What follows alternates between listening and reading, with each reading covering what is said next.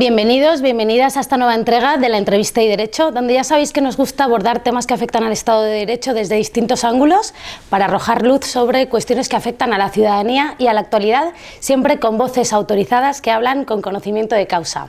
Hoy por eso nos vamos a detener en el derecho penal y cómo afecta de manera poderosa también a la vida de la gente. Para eso tenemos a un invitado que es un abogado experto penalista, experto especialmente en derecho penal económico, pero no solamente, que ha llevado casos de gran impacto mediático, pero lo importante es que es un gran divulgador, un gran conocedor no solamente de la parte teórica del derecho penal, sino también de su práctica diaria. Hoy tenemos en Hay Derecho a José María de Pablo. Bienvenido a esta entrevista. Muchas gracias, encantado. Y, en primer lugar, te quiero preguntar, ¿quién es José María de Pablo?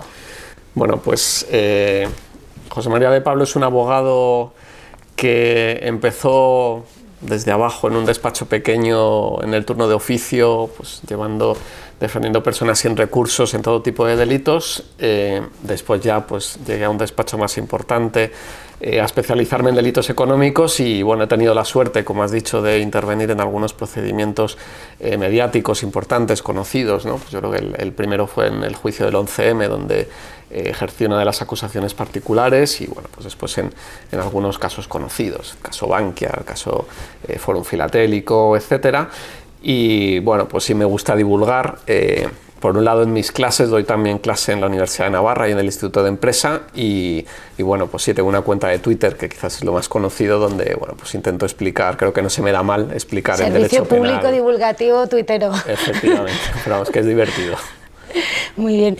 Entrando ya en materia, una de las primeras cosas que llama la atención es que una norma como el Código Penal, con las graves consecuencias que tiene su aplicación, haya sido reformada desde que tenemos el Código Penal del año 1995 en 47 ocasiones, 7 de ellas en el año 2022.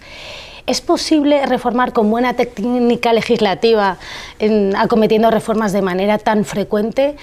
Intenta explicaros por qué es tan importante una adecuada técnica legislativa cuando hablamos del derecho penal. Sí, vamos a ver, es difícil que tantas reformas y tan frecuentes respondan a una buena técnica legislativa. Yo creo que una ley orgánica tan importante como es el Código Penal pues requiere reposo, requiere estudio, ¿no? Si no se cometen errores y hay consecuencias a veces incluso no queridas por el propio legislador, porque uno puede estar de acuerdo o no con la intención del legislador, pero a veces incluso se ve que el resultado de una reforma ni siquiera es el que quería el legislador por haberse hecho con prisas, ¿no? Yo creo que cada vez se producen más errores. Yo creo que últimamente pues hemos conocido pues la ley del sí es sí, que pues a veces más que no solo por las prisas, sino a veces por intentar hacer las reformas desde un punto de vista más ideológico, ¿no? Teniendo en cuenta más intereses ideológicos a veces que intereses de solucionar problemas, de atajar la delincuencia, etcétera, ¿no? Entonces, bueno, pues vemos, pongo el ejemplo de la ley del sí es sí porque es muy claro, ¿no? De repente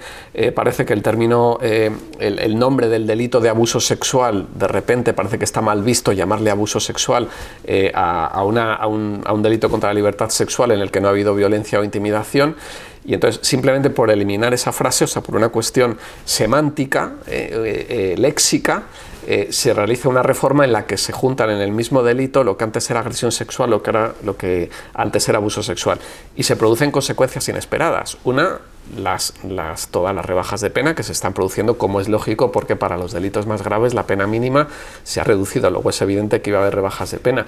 Pero luego en la aplicación posterior también vamos a ver esos problemas, porque vamos a ver que delitos graves, delitos contra la libertad sexual en los que haya violencia o intimidación, en el momento en el que haya que aplicar un atenuante ya vamos a tenernos que ir al mínimo, y el mínimo es el del anterior abuso sexual, es el de los delitos que eran menos graves, con lo cual vamos a tener ese problema. Esto es un ejemplo, hay muchísimos más, pero sí, evidentemente yo echo de menos que más reposo, más consultar a expertos. Porque hay algunas personas que nos oyen que a lo mejor no tienen claro por qué en unos casos sí que procede la revisión de pena y en otros no, porque evidentemente en función de si sea favorable o no al reo, a lo mejor nos puedes arrojar un poquito de luz sobre esta cuestión. Sí, vamos a ver, en principio el artículo 2 del Código Penal establece que las leyes penales no son retroactivas como primer criterio, se aplica la ley del momento en el que se cometen los hechos, pero la excepción es cuando una nueva reforma es más favorable al reo. Esto está reconocido también por el Tribunal Europeo de Derechos Humanos,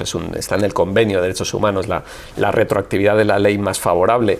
Por lo tanto, cuando hay una reforma, esto ha aparecido ahora en esta ley, pero ha ocurrido muchas veces, ¿no? En una anterior reforma, yo recuerdo por contra de los delitos contra la salud pública, el tráfico de drogas, que bueno, pues hubo una nueva estructura de este delito y también se produjeron muchas rebajas de condena.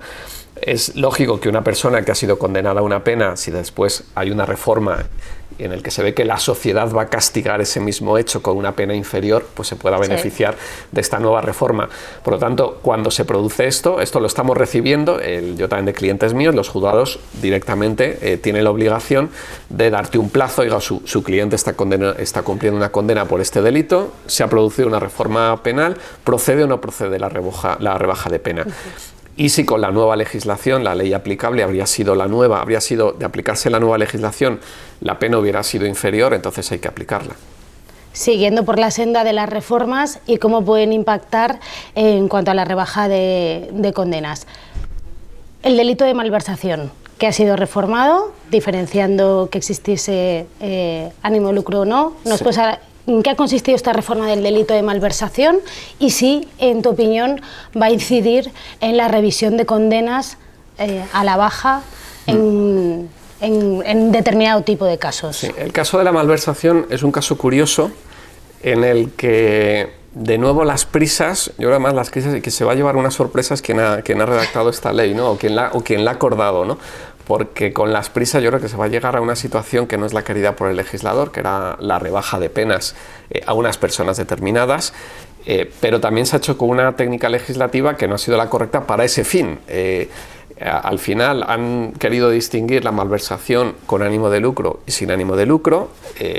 Lo que decían en las ruedas de prensa o cuando presentaban esta ley es, bueno, es que no es lo mismo una persona que se enriquece cuando malversa que una persona que no se enriquece. Todo esto pensándolo obviamente en los autores de los delitos del procés, y resulta que, claro, no han estudiado lo que es el ánimo de lucro y lo que dice el Tribunal Supremo que es el ánimo de lucro. El ánimo de lucro no equivale a enriquecerse necesariamente. La obtención de un beneficio directo o indirecto también es ánimo de lucro. En este caso yo entiendo que es perfectamente aplicable el ánimo de lucro a la malversación que se produce en el proceso, que es lo que dijo el juez Pablo Llarena en el auto que dictó hace un par de semanas y como ahora se ha pronunciado también la Fiscalía. Y por eso yo creo que es muy probable que las reducciones de penas que se van a producir, porque se ha derogado la sedición, luego va a haber reducción de penas a los líderes del proceso, pero que van a ser inferiores, porque al final el límite va a ser el de la malversación, que no se va a mover de ahí, con lo cual las inhabilitaciones van a seguir donde están. Pero puede ser que sí que tenga impacto en otro tipo. Sí, pero creo que va a ser... tipo de casos que, más allá del caso del proceso, en casos en los que haya habido una desviación de fondos públicos para otros fines. Sí, o sea, el caso fundamental en el que va a ocurrir es precisamente el desvío de presupuestos, o sea, cuando se aplica un bien público a un fin distinto del que estaba presupuestado. Ese delito sí va a ser evidente, pero pocos casos más, porque yo creo se hablaba de casos como pues la operación Kitchen, etcétera, en los que efectivamente tampoco había un enriquecimiento de los autores, pero en muchos casos vamos a ver que sí que se produce un beneficio de algún tipo, un beneficio directo o indirecto, el beneficio de unos intereses de un partido político o de un gobierno o bueno, de quien toma esa decisión. Por eso yo creo que sí va a ser menos...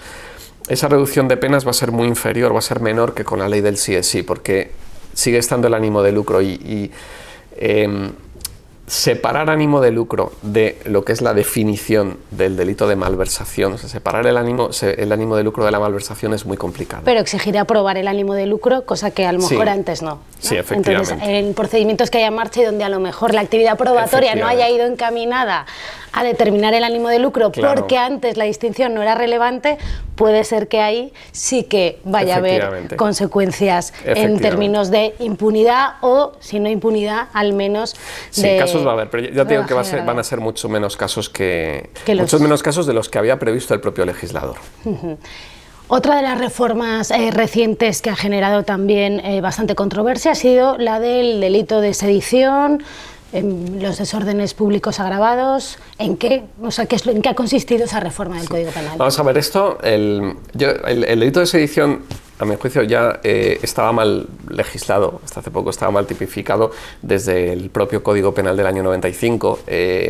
Aquí tenemos un problema y es que no existe el delito de rebelión impropia en España, es decir, el delito de rebelión exige que se produzca con violencia, y en el caso del Procés había un problema, y es que el Tribunal Supremo no ve rebelión, tiene que aplicar otro tipo, no existe la rebelión impropia y acaba yendo a la sedición que el común de la gente piensa que es otro delito contra la forma de Estado, contra la Constitución, y desde el año 95 no es así, es un delito también contra el orden público. Por eso yo creo que la reforma de la sedición técnicamente no es del todo incorrecta, es decir, que el transformarlo en un delito de desórdenes públicos agravados, como se ha hecho, no es del todo incorrecto, se puede estar de acuerdo o no con la pena que se ha impuesto, pero el problema no era eso, o sea, la sedición se llamaba sedición, pero ya era un delito de desórdenes públicos agravados. O sea, la sedición, tal y como estaba en el Código Penal, eran unos desórdenes públicos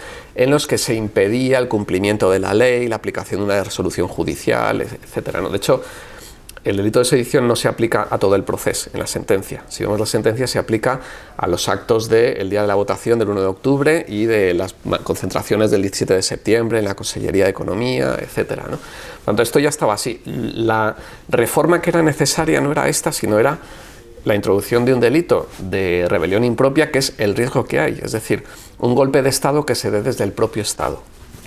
Un gobierno autonómico, central, lo que sea, que sin violencia, simplemente pues por medio de una reforma legislativa, saltándose los procedimientos legales, etcétera, pues impusiera un cambio de régimen. Esto que ahora mismo se ocurre en España, ahora claro que está despenalizado, pero lleva despenalizado desde el año 95, o sea, no es una cosa novedosa, ¿no? O sea, que aquí la reforma que sería necesaria sería la tipificación de la rebelión impropia, la rebelión sin violencia. En la práctica del día a día del derecho penal, una de las cosas que más se ven es también no solamente las consecuencias de las reformas, sino las consecuencias de las dilaciones excesivas en el proceso y que desde el punto de vista de la ciudadanía a veces tienen consecuencias difíciles de comprender. ¿Cuál es, desde la perspectiva de tu práctica con procedimientos concretos, activos en los juzgados y tribunales, cuál es el problema en el ámbito penal de este retraso excesivo de la Administración de Justicia y qué consecuencias viene teniendo? Sí. Vamos a ver, aquí yo creo que hay un doble problema. El principal problema es la falta de juzgados, o sea, la falta de plazas de jueces. Harían falta probablemente el doble de juzgados, por lo menos en la jurisdicción penal, que es la que yo conozco, harían falta probablemente el doble de juzgados. O sea, una visita a un juzgado donde uno vea la cantidad de papel. Se hablaba del papel cero, yo sigo viendo lleno de papel todo, que se supone que se han digitalizado las causas, la cantidad de papel, la cantidad de trabajo, yo creo que me asfixiaría si yo trabajara en un juzgado, ¿no? Pues en mi despacho pues puedo limitar el trabajo que me entra, los casos que llevo, ¿no? En el juzgado, los que le entran y los que pues son los que tienen que llevar, ¿no? Creo que hay una excesiva carga de trabajo que lo hace comprensible, y luego también a veces también falta voluntad, porque también es verdad que hay juzgados que van más rápido que otros y que trabajan mejor que otros, ¿no? Y falta de voluntad a veces, por ejemplo, por evitar macrocausas. Yo creo que tenemos un problema con las macrocausas. Se hizo una reforma de la ley de enjuiciamiento criminal para limitar la conexidad, que haya casos de conexidad en los que las causas sean diferentes. Se sigue haciendo la trampa de crear piezas separadas para evitar que un nuevo delito que se descubre vaya a reparto y el juzgado que lo lleva se lo pueda quedar con él. Esto pasa mucho en la Audiencia Nacional, donde pues a veces los jueces de instrucción son reacios a perder la competencia sobre un asunto mediático y se van creando estas piezas separadas y al final se crean macrocausas imposibles de controlar, de cientos de miles de folios, de cientos de miles de tomos que son inabarcables y que son interminables. Ahora en la Audiencia Nacional pues tenemos la operación Púnica, que data de 2014, casi todas sus piezas están todavía en fase de instrucción o en fase intermedia, la operación Lezo del año 2016, o sea, tenemos un montón de causas que precisamente por ese abuso de las piezas separadas, ese abuso de hacer macrocausas, muchas cosas que podrían estar perfectamente ya juzgadas están todavía vivas, ¿no? Y esto es un perjuicio para las víctimas, víctimas, pero también especialmente para el encausado, para el reo, que muchas veces se piensa poco en ellos, ¿no? Pero a una persona que le juzgan 10 años, 15 años después de cometer un delito, se está juzgando a otra persona distinta, la pena ha perdido totalmente su finalidad. Imagínense una persona, esto ocurre muy frecuentemente en la Audiencia Nacional. En la Audiencia Nacional Los juzgados de instrucción suelen ser excesivamente duros, sobre todo cuando una causa es mediática. En cuanto imputan a una persona, la investigan, se produce su muerte civil porque se le bloquean todas las cuentas corrientes, se le embarga todo, se le prohíbe disponer de todo su patrimonio, normalmente se filtra a la prensa, con lo cual esa persona tampoco va a poder luego encontrar un medio de vida porque en la prensa va a aparecer que esta persona está imputada. Está así a lo mejor 10 o 15 años, que es lo que dura el procedimiento, y después se produce su absolución.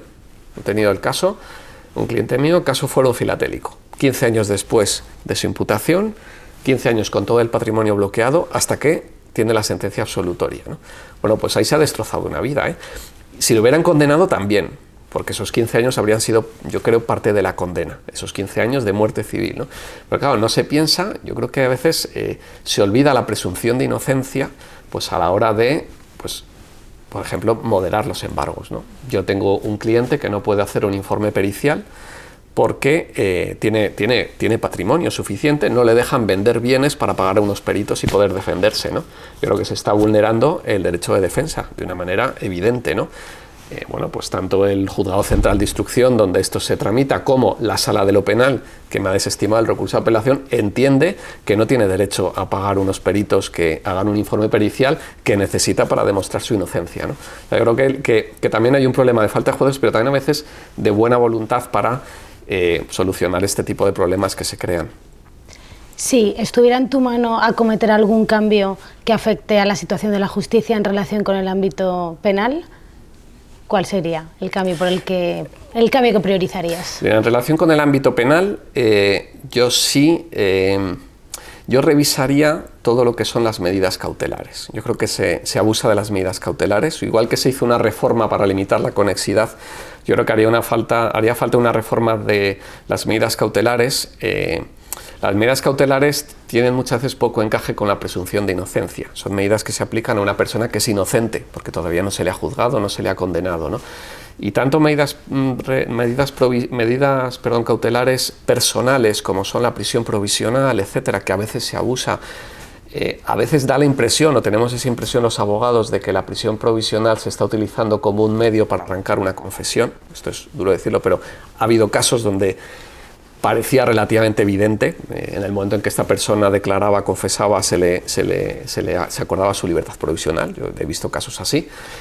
Pero también sobre todo las medidas cautelares reales, ¿no? O sea, yo lo que he dicho sobre la muerte civil y económica de personas que están imputadas en la Audiencia Nacional, esto no se conoce por el público en general, pero esto es un problema grande que hay y que no se ataja. Yo creo que una reforma para limitar esas medidas cautelares, para reconocer el derecho a que una persona que esté imputada pueda disponer de parte de su patrimonio para mantener a su familia, para defenderse, para plantear una defensa, contratar unos peritos, lo que sea necesario, yo creo que sería una reforma interesante.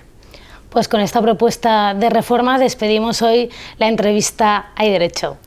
Gracias.